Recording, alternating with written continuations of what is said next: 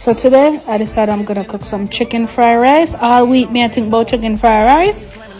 So I steam up my basmati rice. I steam that up with some coconut milk.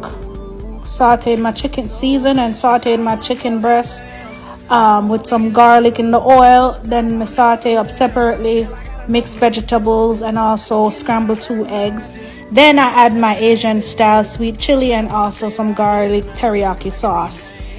Added back my basmati rice, mix that up, steam it up for about 2 to 3 minutes. Then that's it. It was done.